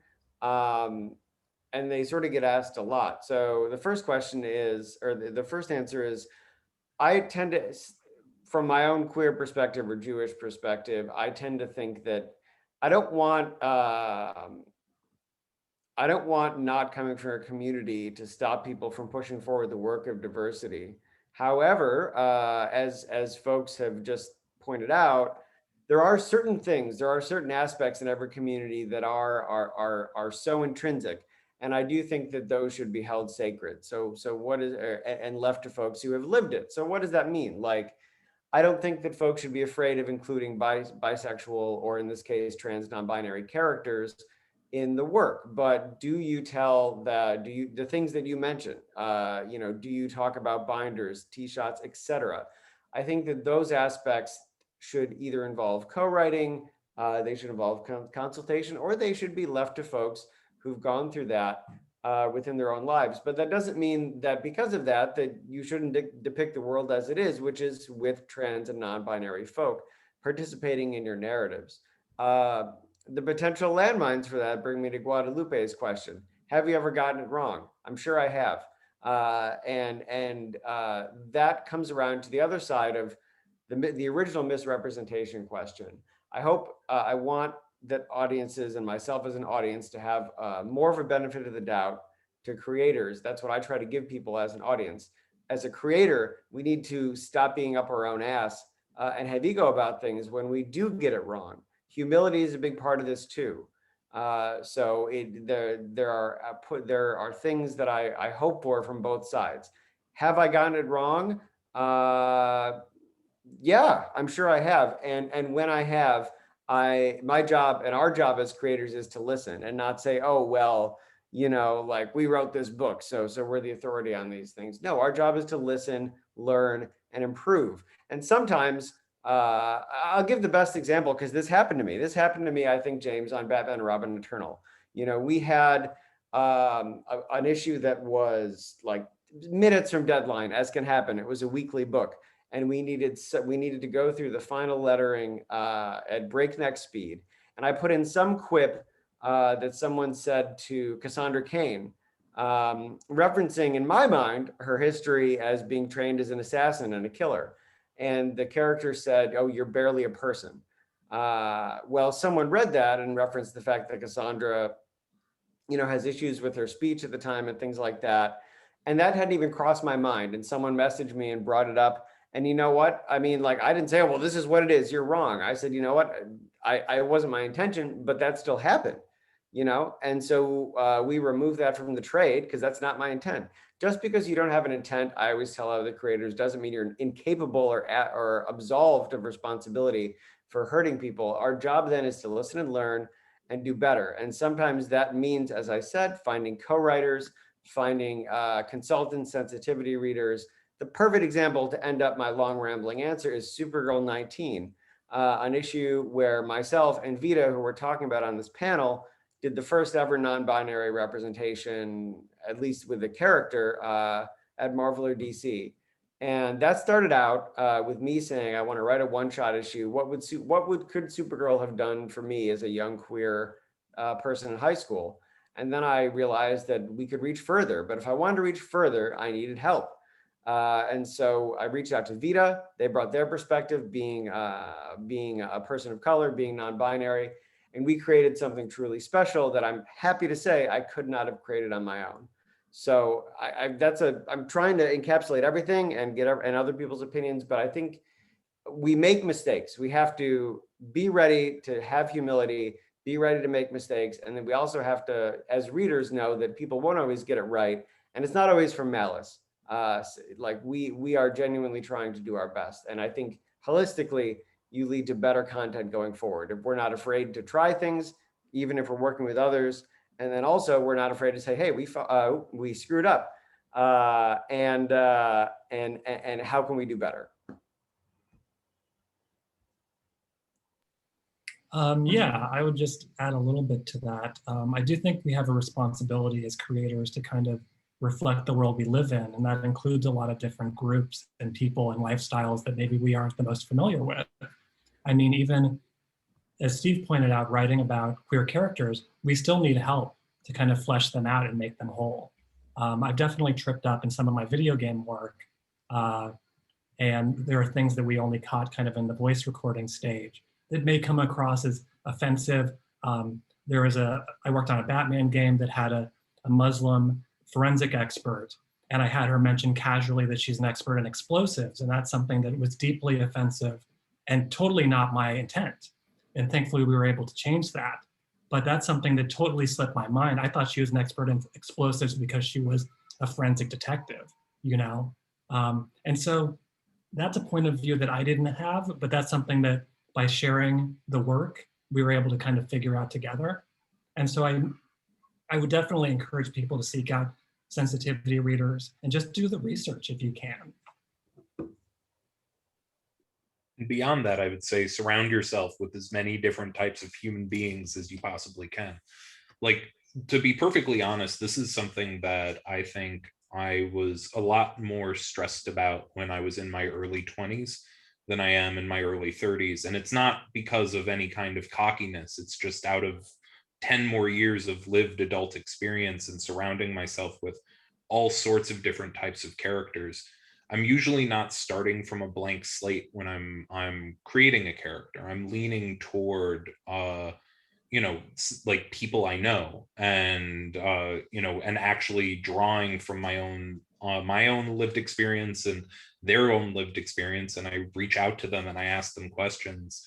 For instance, there's a character, a Vietnamese character coming up in Batman that I had a long conversation with, a close friend who I went to college with, who's a Vietnamese American, and and we just and it was just like a big fun conversation of me, like I was just asking him a bunch of stuff, and he was thrilled because he's a big Batman geek, and he's just like, he's a doctor living in Dallas now, and it's just like, and like it's great to sort of take absorb all of this stuff and reach out to people and learn as much as you can. So much of any creative field is just cultivating your curiosity and engaging in it and feeding it like constantly. You want, like, the more curious you are about the world and the more curious you are about people, and the more you'll learn about them, and the more you learn about them, the easier they are to write. And I think there are lines in the sand of stories that are not my stories to tell, that I wouldn't like go out and tell. But like beyond that, knowing that I do want to have all the cast of my books, I want to be diverse, and all like that. I want them to reflect the diversity I see in my own life and my own social group and all of that. And what we can do as well, and what you do, James, everybody here does, is if you do, I find as well, if you do reach the line in the sand, as you saw, we can platform people who can tell those stories. I wanted to create a modern take on the sort of Captain America style patriotic hero in Commanders in Crisis. And I wanted them to not be white. You might have noticed some things about me. So it was not something I thought I could tell alone. So I brought in my friend L.A. Thornhill Sanchez, who is a Black and Panamanian and non-binary person. And the story we told together, I just could not have been told. I would not have told it myself. And it was something that there's a joy to it as well, because as James was hinting at, it went somewhere and showed me a lot of things that I never would have considered before. And if I hadn't gotten out of my own way, I never would have learned those things. The story would have been lesser for it. Perhaps it's only my narrative that is one of constant humility. But I guess maybe I just am the biggest asshole on this panel. But always trying to find more humility and listening to folks. Arafat, I saw you had another question, but I also skipped Ashley asking about what they could do to get into. And August had a similar question too that we can kind of fold together. They talked about. Absolutely. I was going to say I didn't want to leave those folks behind at all. I can wait. You can answer the questions. Ashley asked, what advice would you give to aspiring artists and creators, starting off at a young age and moving forward? And then August kind of also built on that you have that initial spark that we've talked about in multiple questions tonight. You have that care, that inspiration. How do you keep going and hitting those short benchmarks that we talked about, and keeping the love and the passion and the work, and basically continuing to progress and build? What would you give as far as advice on that as well? I'll jump in. I think that this taps into a little bit of my last question in terms of what you can do right now. The best thing to do is engage in the things you're curious about. Read as much as you can, learn as much as you can, and it's a constant experience, and it's thrilling, and it's like the more you absorb, the more ideas you're going to have, and the more stories you're going to want to tell. And you want to feed your creativity. Like that is the first and foremost thing that I have to say. And then the other bit of advice that I always like to give aspiring creatives is that you need to find your people. You have to find the people out there that have the similar priorities to you, that get excited about the same types of stories and all of that. And then you start sharing what you think about stories, and you start sharing the actual work with each other, and you start and I'm knocking shit I'm knocking stuff over here, but you start to you start building communities and all of that. And that's it really is something, because comics is a weird field. It is such a for all the ways it's expanding, it's a very small industry. And it's just like, and that's one thing that you always have to keep in mind, is that as you're coming up, the people who, like, you see people again and again as you keep moving up, and people sort of drift away and then they come back, and in a different way and all of that. And you just have to, like, you have to find your people, you got to hold on to them, and you have to sort of keep at it. And because the moment that one person in your group finally like breaks through the weird bubble of comics, then you sort of reach back and you can start bringing your people in. And that is the best feeling. Like, working with your friends is like an incredible feeling. And keep at it is also vital, as you said. Like I had said in the chat, I started trying to break into comics when I was 12, and I didn't get in really till I was 28. So what is that, 16 years? We're creators, not math people. And I must have quit 1,000 times, but I'm also very stubborn, and in my case, I would tell my mentor, oh, I just can't do this anymore.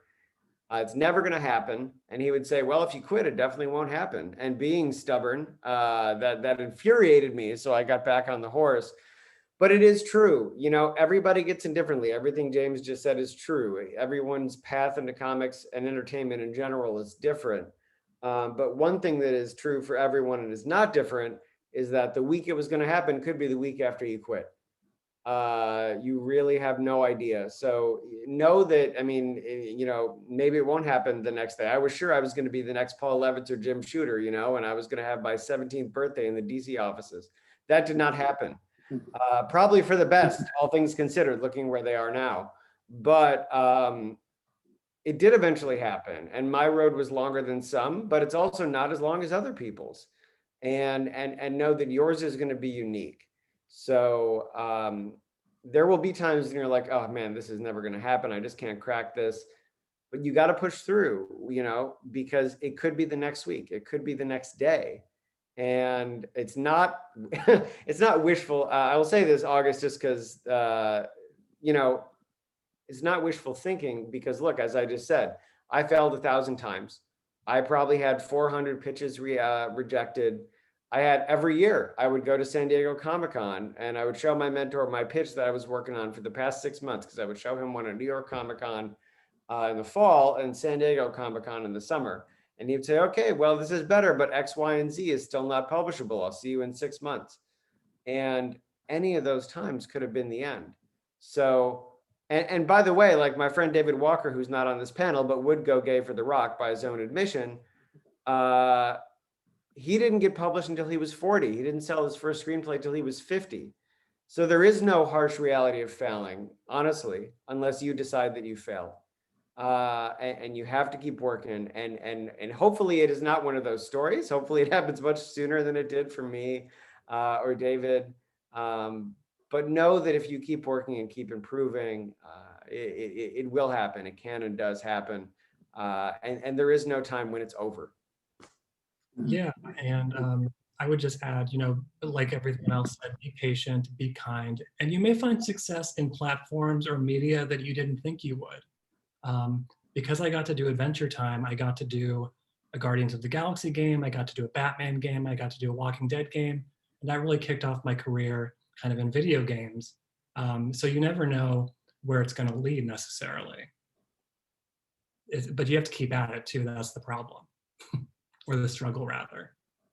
And I know we keep throwing them praise, which is a good thing because they're great. Vita at the last event, they said the most important thing is to keep finishing. And it might be garbage and it might not be good, but once you finish, you can look back at it and be like, okay, that's what I did. Now here's what I can do next. And then that becomes the next one and the next one. And then eventually things start to click. It's practice, and it's staying persistent, and it's staying true to what you believe in and care about. And if you're still doing that and you're getting by otherwise, then yeah, it's gonna eventually get better. And then eventually, hopefully it gets good enough to become something, you know, and something maybe bigger than what it was the year before, or like Steve said, the 6 months before, the next time. So you missed X, Y, and Z this time, but the next time you're only missing Y and Z, and then the next time Z, and then boom, it clicks, and you never know what that breakthrough is going to be. And that's something I've heard from a lot of creators that I've spoken with over the years. So that's definitely poignant. Well, and I'll hop in because I see a comment in there just asking about what the harsh reality of failure is. And the truth is failure is one of the most important parts of the creative process. And it happens over and over and over again. And in a year that I've had some of my greatest creative highs and all of that, like, you know, 2 weeks ago, I got like such bad news on a thing that that just totally fell apart on me, and it bummed me out for a week. And it's just like, and you know, but now I'm gonna keep going at it. And this is, it's a real thing. And the other important element that I think is, you know, it can be invisible right now to a lot. You know, you know at a young age that you want to be involved in a creative field, and you want to do, you know, you might want to write and you might want to do all this interesting stuff. But the thing that you often don't see is all of the careers that branch off of that central tree. And in that pursuit, you often find that there are things that even if you're not following down the initial dream, you actually find something that you love and care about even more. You start finding like that. I've seen so many different ways that creative careers grow and flourish, and then exist in the industries around all of these things. And that doesn't mean that, like, you know, of course there are people who try for a long time and it doesn't work out, and that sucks. Like, it just really sucks.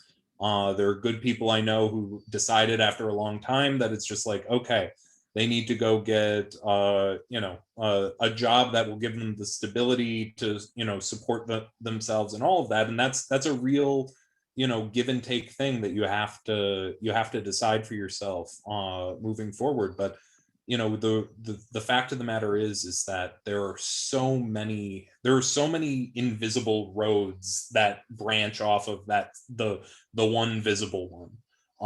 And so it's like, I still think that there's, you know, if it's a life that you want to pursue, for all of its, you know, weird ups and downs and hardships, like, it's, you know, there are paths there. And then I appreciate your guys' time so much. We're going to do Ara's question real quick. I have a couple quick announcements at the end, and we'll call it a night, because I know you guys have been so gracious being here and sticking around, and my fumble at the beginning that only dragged this on a little longer. So again, even rolling with that, I do appreciate it. Ara, what's your question? I know you've been what? Okay, so my question is, as writers and creators for Marvel and DC, how do you feel about their representation of LGBTQIA people in the comics? But then how do you also feel about their representation in movie TV shows, like many shows on the CW, and like Marvel movies and DC movies? I want more. I am thrilled, especially on the DC front. I feel like I'm lucky. I'm lucky that I'm, you know, pretty much a pure, like, you know, I've written 2 Marvel comics ever, single floppy issues. Otherwise, like, all the other books I've done are for DC. and I am thrilled with, especially in the entire world around that of shows executive produced by Greg Berlanti, like how many queer characters have existed in those shows. I don't think that every bit of representation that's happened in those shows has been perfect, but it blows my mind how many queer superhero characters exist in DC media right now, and that is incredibly heartening, and it feels amazing. But yeah, no, I'm greedy and I want more. James is right, and I also kind of want. I feel like everyone who works in comic would echo this. I want the freedom that people who work in TV especially have. A thing that a lot of folks don't. Well, a reality of comics is that more people watch TV than read comics. So the metrics of what is quote unquote successful, it can be a lot more. What was the phrase you said, James? Fear and apprehension. Like the metrics of what is a successful comic are much more stringent than what's a successful show. So yeah, I mean, I want more. I'm excited about what's been done. There's a lot more work to do. What we do in a TV show, so many more people watch it, and relative to a movie, it's so much less expensive that it's kind of the sweet spot for doing things that people who count the numbers consider risky, even though that's sort of silly. Versus, I'll only speak about how the sausage is made. Like I'm super proud of Midnighter and Apollo, but because of the way that people judge what is a successful comic, not being the way that the people that book was for consume comics for the most part, it launched to cancellation numbers. And then the reality is folks look at those characters for a little while and say, oh, well, they're not marketable. Well, no, you didn't market them to the actual audience. And so I'm excited about the representation. What I want next personally, and I say a lot, is I want diversity, not just in the people telling the stories, but holistically within a business. Having queer editors more and more, as James said, that's great. But you also need folks in marketing that know how to sell these damn things to the people that want them, so that when they're out there, they know they exist before someone who has no knowledge of the book has already decided, it's a failure. And I think that it's easier to get things over home plate in things like TV because they're, again, the consumption base is much wider. And so we can do two things. We can find ways to sell more comics, great for all of us. And we can also find smarter ways to sell comics to the folks that they're actually for. If you're starting out to do any type of content, not just LGBTQ plus, I mean, if you're doing books with any type of marginalized community, you have to work with folks that know how to deliver awareness to those communities so that the books can be successful. And so that, in addition to on the page representation, behind the scenes in places folks wouldn't expect, to me, that will be a game changer for comics. And I know I'm a sucker for students. So Jediah, I know I said Ara was gonna be the last question, but Jediah wants to go. Jediah, real quick, what's your last question? You there? Hello. I just have a quick question. So I just wanted to know which LGBTQ character or just any character in general do you think inspire you the most to come out of your shell and open up more?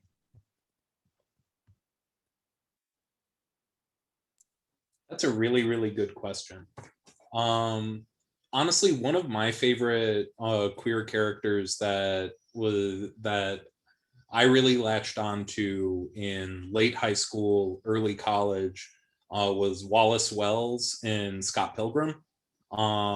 He is like he was like an image of him was my avatar online for about 3 years, and all of that. Honestly, it was the sort of, like I liked his confidence and all of that. So that, and then at a slightly younger age, honestly, it was characters from webcomics that have not like held up the test of time, but there was a webcomic that is like at this point like probably incredibly problematic in a million different ways, but I read every single day. It came out for like the release schedule on some of those comics back in the day was like crazy. They would have a new strip like literally every single day of the week, and I would go and I would check it every single day of the week. And I just remember this one, like it was a webcomic called Boy Meets Boy, and it was the relationships among this core group of friends that just like mattered so much to me on this deep level, from my late middle school years through my early high school years until I actually started finding queer friends in real life. Yeah, for me, definitely in anime, there's a character in an anime called Abaratsubo, and they were out and fabulous and queer, and when I was like 11, and I'd never seen that presented to me before, so much confidence and so much grace. So that's always kind of stuck with me. And kind of going through that, anime and manga has always been a place for me to kind of find refuge in those characters and kind of in that queer identity. I know that I would go to Suncoast Video, which was an old video store back then, and hover over the VHS tapes and decide which one I was going to spend my allowance on. And I'd always ended up with the gay ones because you just gotta. Yeah.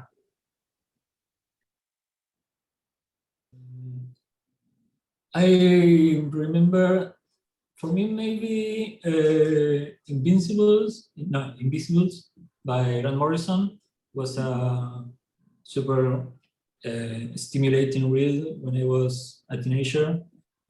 Specifically the character of Lord Fanny, who is like a Brazilian trans shaman, kind of gender fluid, but a very particular queer representation. And I think Grant Morrison's writing in general was very stimulating for me when I was a teen. And that character's journey, even if my own experience and my own personality is very different, was very mind expanding for me. Surprising no one, it was Midnighter for me. Not just my first work at DC, but it was also a formative moment for me because it was the late 90s. He debuted in 1990. Well, actually, probably, yeah, no, it was 98. And, a lot of the representation that we got at the time, I don't think it was wrong, but it didn't connect with the way, I carried myself in the world or saw myself. And again, there I struggle to think, oh, do I have to change who I am and the way I act if I'm going to be part of the queer community because I don't like these certain things.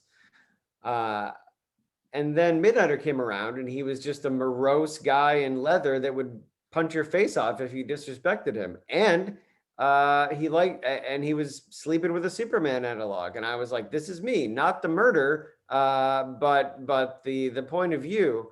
And it was a big moment for me. I mean, the Authority in general, but like Midnighter and actually another queer character, Jenny Sparks, both huge for me. And it was the confidence in my case. It was the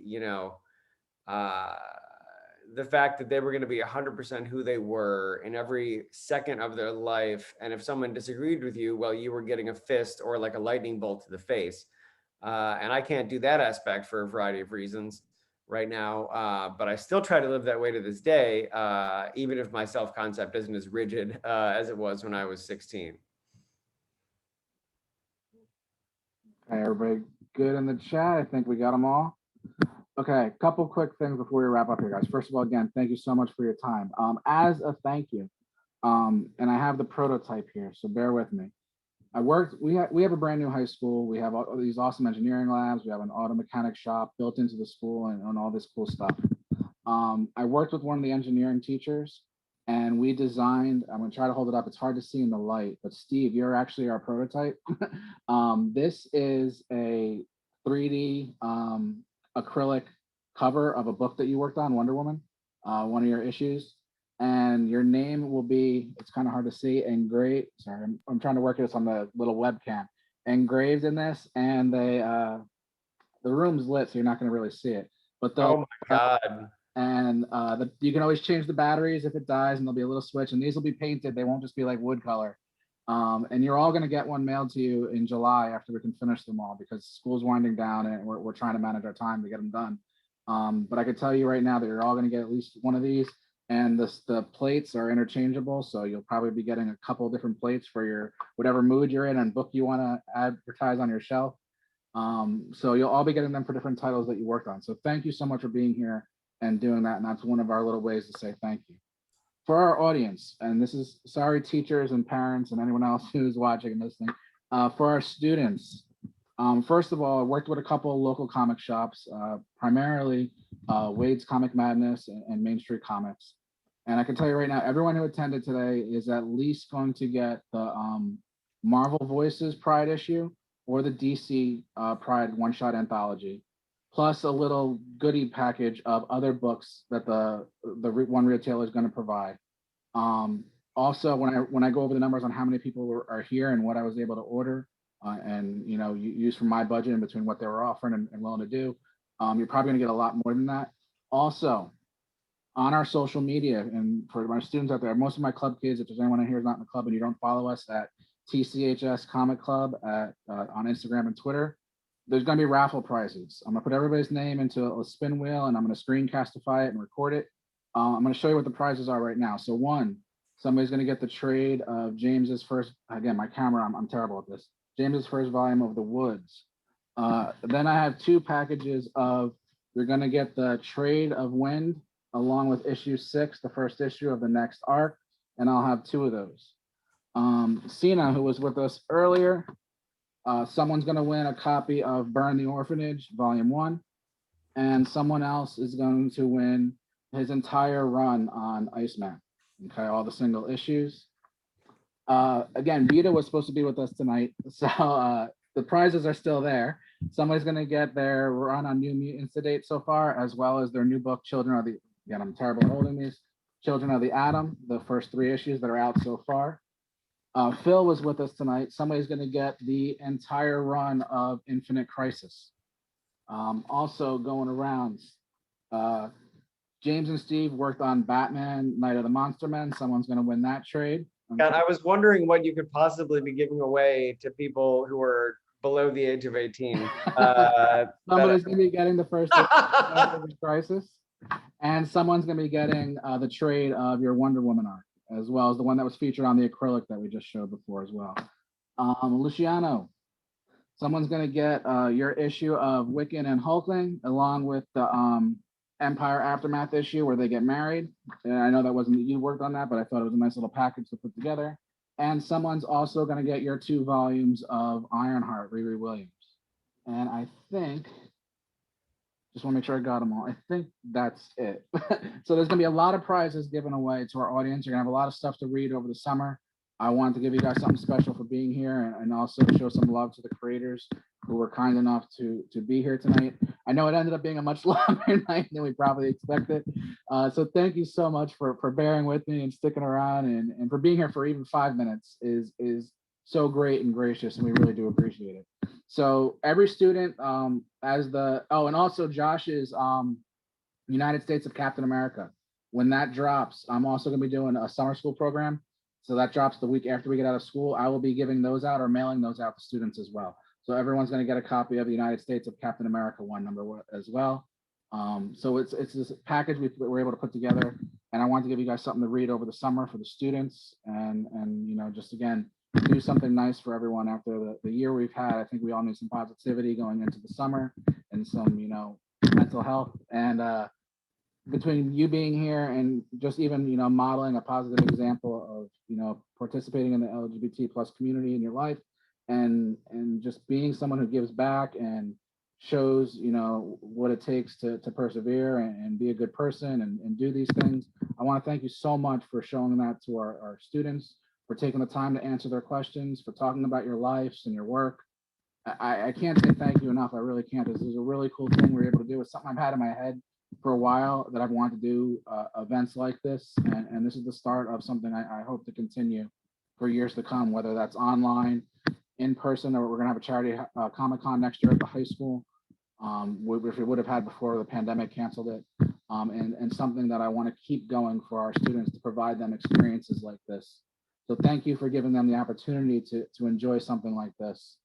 And again, I between losing James's email by accident, or miss emailing the wrong one, and the flubber at the beginning of this, I've been flustered this whole time. So forgive me if I stumbled or didn't follow up as well as I should have. But thank you so much for doing this, for sticking around, and just thank you. And thank you to the audience for coming and being here.